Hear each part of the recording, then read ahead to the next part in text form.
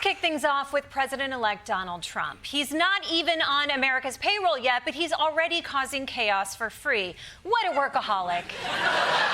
As you've probably heard, Trump has decided that his first big policy proposal will be buying or perhaps invading Greenland. It's the kind of nonsense no one should take seriously, but Trump said it, so I guess we're all doing this. It would be exciting if Greenland was part of the United States. I think that the people of Greenland should be honored. This, to me, could be Donald Trump's Louisiana Purchase. Same size as the Louisiana Purchase in square miles. Greenland, strategically, it makes sense because it's the halfway point between our country and the UK. So it would make sense to have that for war purposes. Yes.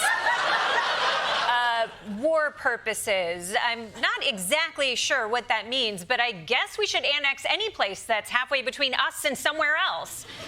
This is just so sad. I know she's trying to be supportive, but you could tell even Ainsley thinks this is a bad idea. And this is a lady excited to marry Sean Hannity. Can you imagine how exhausting it is to treat every one of Trump's dumb ideas like it's a work of art? Oh, sweetheart, what a beautiful drawing. It looks like the Louisiana Purchase. I'm going to put it on the fridge. But while the Pentagon draws up plans for a war against puffins, Trump is giving us a reminder about what his leadership looks like during times of crisis.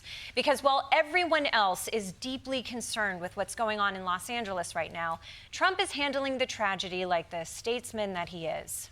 Donald Trump is now weighing in on the horrific fires in Los Angeles County, and he's laying the blame on California's Democratic governor. In a social media post referring to the governor as news scum and writing, he is the blame for this.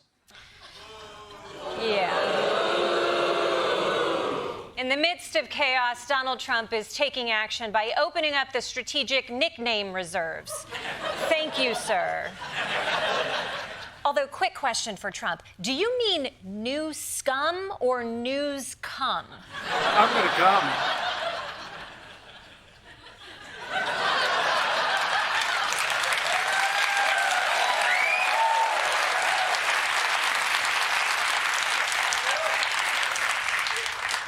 Got it. Even though we can't count on the incoming president, some people are stepping up, and it's always heartening to see everybody coming out to help their neighbors. And I do mean everybody. It's an important announcement I wonder if I could just make.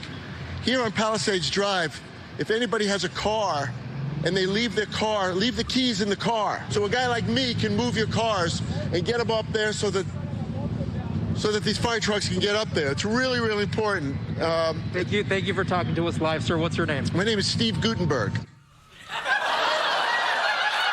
Holy shit! Steve Gutenberg? The actor Steve Gutenberg moving abandoned cars out of the way for firefighters? That is amazing, okay?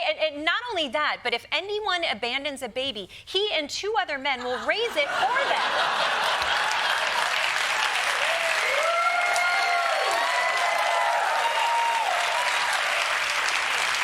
Jinx will ensue.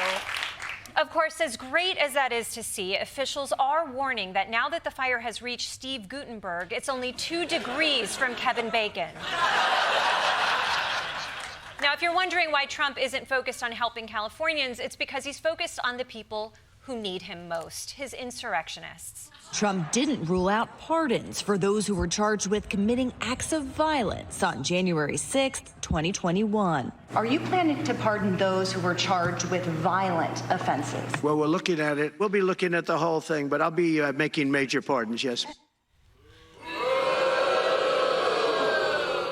Yeah, on the one hand, it's absolutely shameful that Trump would pardon these rioters, but you have to remember, these people are his ride or dies. They stormed the Capitol and they shat on a desk for him. No one's ever shat on a desk for me, not once. And I took out a Craigslist ad.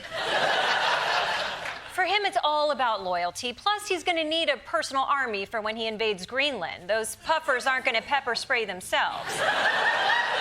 Plus, he also wants to give insurrectionists a little treat. They must have been so disappointed when January 6th came around this year and they didn't get the chance to riot. But for anyone out there who over-prepared for this year's January 6th, there are still some options for you. you were ready to storm the Capitol. But then Donald Trump won the election. Now, what do you do with all that insurrection gear? No problem. You can just repurpose all that stuff you were going to patriotically end democracy with. Have too many zip ties? Make a belt to carry your tools. Or create a timeless necklace for your wife. That extra pepper spray can spice up your dinner. Leftover stun gun, now a car battery jumper. Use a pipe bomb as a dumbbell. And instead of using that flagpole to beat cops, try using it as a flagpole. That horn helmet is your new coat rack. But keep all that lumber you bought to build gallows, because hanging Mike Pence is always an option. This message was brought to you by your local hardware store. We don't accept returns. Next time we'll discuss how to get vaccines out of your body.